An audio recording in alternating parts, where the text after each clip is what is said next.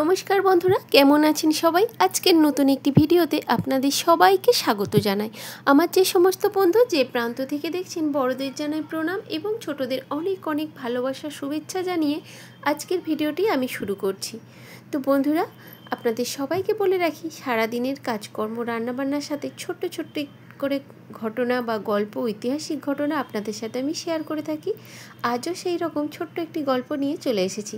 অবশ্যই যদি ভালো লাগে আপনাদের চ্যানেলটির কোনো একটু ভিডিওর অংশ, অবশ্যই পাশে থাকবেন, সাবস্ক্রাইব করে বা শেয়ার করবেন, পছন্দ হলে লাইক করবেন। তো চলুন, সারাদিনের কাজকর্ম হতে থাক, আমি আপনাদের সাথে একটু ছোট্ট করে গল্প শেয়ার করে নিই। সারাদিনের তো রান্নাবান্না সবই আছে, প্রায় সমস্ত কাজই একই রকম, ওই ঘর মোছা, কাপড় কাচা, এইসব নিয়েই সারাদিনের কাজকর্ম। তাই কাজকর্মের বিষয়ে আজ আর বেশি কিছু বলছি না। ঘটনাটা ছিল বৈদিক যুগে। বেদ, উপনিষদ, যজ্ঞ এবং ব্রাহ্মণদের অনেক কিছু আচার্য নিয়ম এইসব পালন দিয়েই সমাজটা ছিল তখন শাসন করত প্রায় ব্রাহ্মণরা। আর সেই সময় গৌতম বুদ্ধের আগমন হয়েছিল।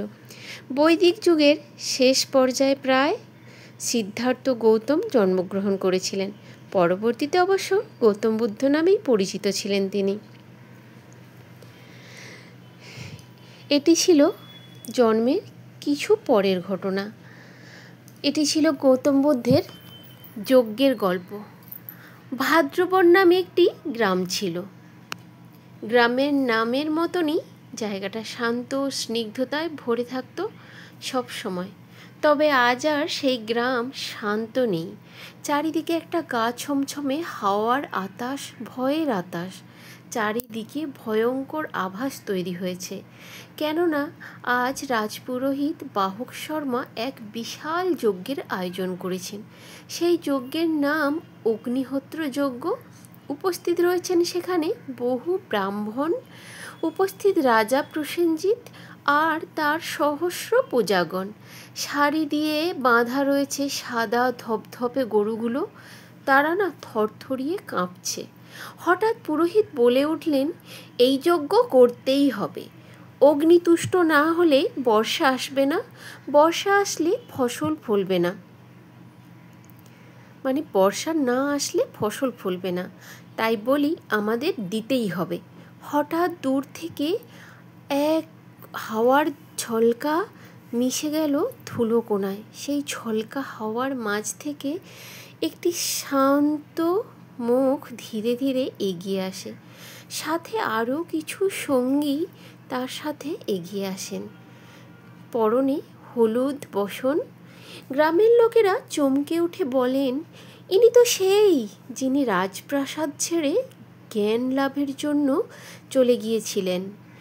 ইনি হলেন সেই মানুষ যিনি জ্ঞান লাভ করেছেন, জ্ঞান অর্জন করেছেন। ইনি সেই আমাদের গৌতম বুদ্ধ। তিনি এগিয়ে এলেন কাছে, এসে জিজ্ঞাসা করলেন, এই বলি কিসের জন্য? বাহক শর্মা বলে উঠলেন, ঋষিদের পথ অগ্নি পবিত্র হলে প্রজারা রক্ষা পায়।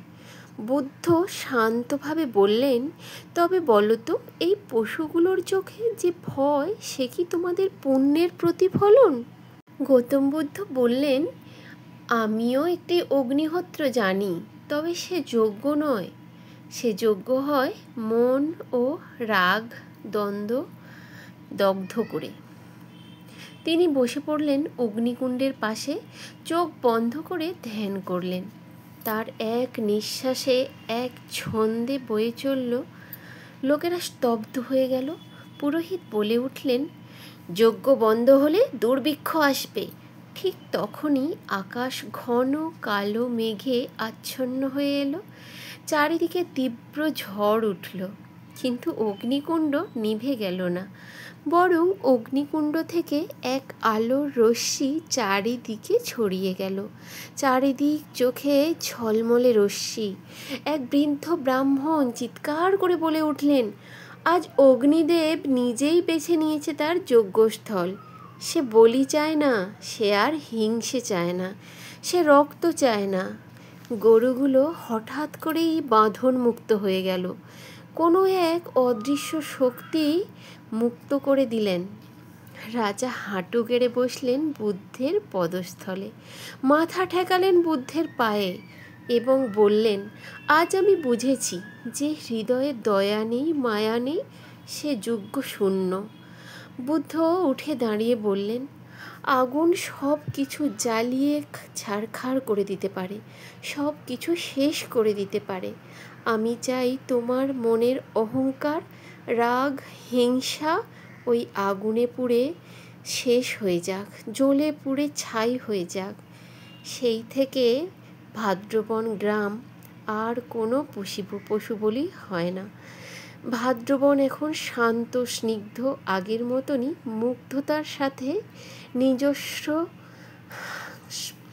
স্নিগ্ধ বাতাসের সাথে শান্ত হয়ে রয়েছে।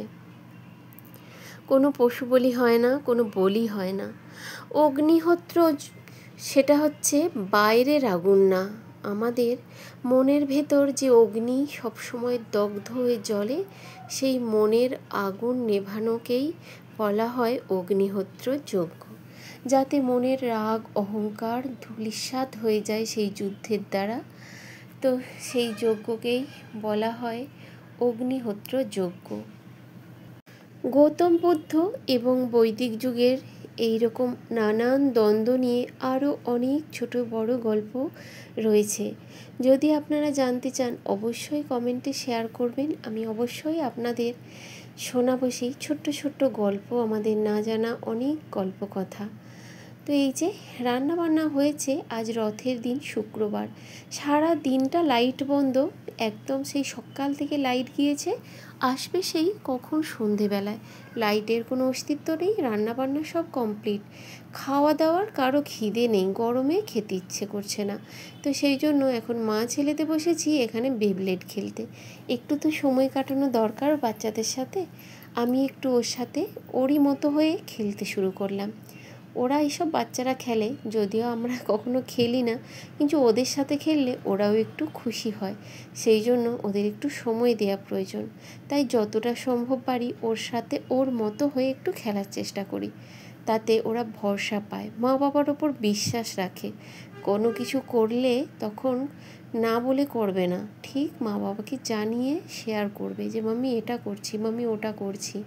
সেই বন্ধুত্বটা ছেলেদের সাথে হওয়া প্রয়োজন। তাই সেই বন্ডিংয়ের জন্য মাঝে মধ্যে একটু আধটু ছেলের সাথে এইভাবে সময়টা কাটিয়ে নিই। এখন প্রায় বিকেল 4টে, 4:30 হবে। ছেলেকে বললাম খেয়ে নে, একটু খেয়ে নে, কারণ লাইটের কোনো ভরসা নেই। তো মা ছেলেতে বসলাম খাওয়া দাওয়া করতে। খাওয়া দাওয়া শেষে চলে এসেছি সন্ধেবেলায়।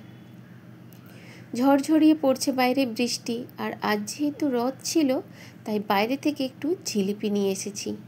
আমি সন্ধেবেলা একটু মুড়ি নিয়ে বসি রোজকার মতো, আজকেও বসেছিলাম। সঙ্গে একটু গরম গরম জিলিপি নিয়ে আসতে বলেছিলাম, নিয়ে এসেছে। আর আমি তার সাথে অল্প একটু পাঁপড় ভাজা করেছি। আমাদের এখানে রথের মেলা হয় না, শুনেছি দূরে যে একটি মধুসূদন মন্দির রয়েছে, ওই মন্দিরে নাকি রথ টানা হয়, তবে হয় কি না আমার জানা নেই, কখনো যাওয়াও হয় না সেইভাবে, বেশ অনেকটা দূরত্বে। তো রথ দেখা হলো না ঠিকই, কিন্তু আমাদের বাঙালিদের কোনো অনুষ্ঠান মানেই তো পেট পুজো, তাই যেই দিনের যেই ভোজ সেটা আমাদের একটু চাই। সেটা মনের খুশির বা বলতে পারেন, বা নিজেকে একটু ওই আনন্দে মাতিয়ে নেওয়ার জন্য এই আনন্দটুকু আমরা খাবারের মাধ্যমে ভাগ করে নিই। হয়তো ওই রথের মেলা বা রথ টানা কিছু দেখতে পাই না, কিন্তু আমরা ওই খাবারগুলোর দ্বারা মনকে বুঝিয়ে নিই যে হ্যাঁ আজকে অনুষ্ঠানটি রয়েছে, বা আজকে এই পুজো রয়েছে, আজকে এই আনন্দ রয়েছে। ওই খাবারের দ্বারাই নিজের দিকে একটু বুঝিয়ে দেওয়া হয়। তাই একটু রথ আর রথের উপলক্ষে একটু পাঁপড় ভাজা আর একটু ওই জিলিপি আনিয়েছিলাম। তবে দুপুরে খাওয়া দাওয়া সেরকম কিছু হয় না, ভাত তরকারি সবই রয়েছে। তো সেই জন্য শুধু ছেলে বললো একটু ডিম ভেজে দিতে, আর কিচ্ছু করবো না, রাত্রি রান্না আজকে ভাত টাত সব রয়ে গিয়েছে, তো সেই জন্য ওই ডিম ভাজাটুকুই করেছি, আর কিছু করলাম না। খেতে দিয়ে দিই চলুন। তো আজকের ভিডিওটি কেমন লেগেছে অবশ্যই জানাবেন। আজ ভিডিওটি এখানেই শেষ করছি, দেখা হচ্ছে অন্য একটি ভিডিওতে। ভালো থাকবেন, সুস্থ থাকবেন, সাবধানে থাকবেন। ততক্ষণ নমস্কার বন্ধুরা।